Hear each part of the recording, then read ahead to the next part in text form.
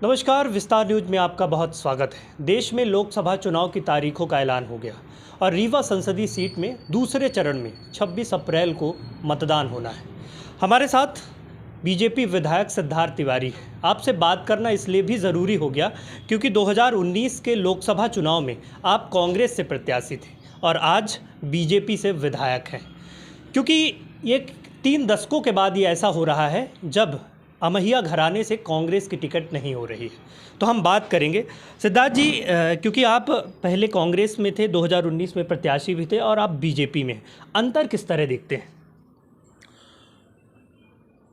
Bharatiya Janata party एक mission है।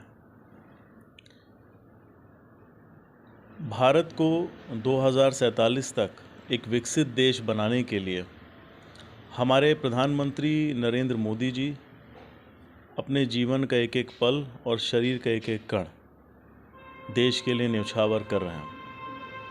हम सब एक गिलहरी की भूमिका में उसी मिशन पर लगे हुए हैं। दूसरी तरफ कांग्रेस पार्टी है जो एक प्राइवेट लिमिटेड कंपनी की तरह चलती है और 1-2 लोग हर स्टेट में ठेका लेते हैं। देश विरोधी ताकतों के साथ वो लोग रहते हैं। प्रधानमंत्री जी के नेतृत्व में जिस तरह का विकास भारत में हुआ है, भारत की विश्व में ख्याति हुई है, ये कांग्रेस को नागवारा है। देश की जनता पूरी तरह से इस मोदी जी के साथ है। हमारा नारा इस बार 400 पार है और मुझे पूरा भरोसा है रीवा को मिला करके, विंध्य को मिला करके 400 से ज़्यादा सीटें हमारी इस देश में आएंगी और भारतीय जनता पार्टी की सरकार बनेगी।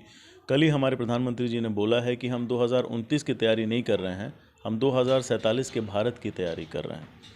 भारतीय जनता पार्टी, चूँकि आपने डिफरेंस पूछा, अंतर पूछा, भारतीय जनता पार्टी का कार्यकर्ता पंचायत स्तर से लेकर के दिल्ली तक 24 घंटे 365 दिन समाज कल्याण के लिए कुछ ना कुछ करता रहता है।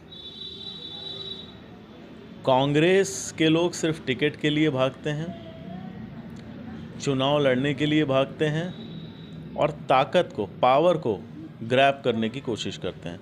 देश के और प्रदेश के विकास में उनसे उनका कोई लेना देना नहीं है।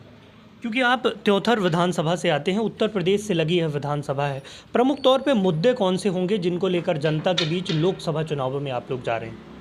मुद्दे सिर्फ त्योथर या रीवा ज़िले या विंध्य के नहीं हैं। ये देश का चुनाव है।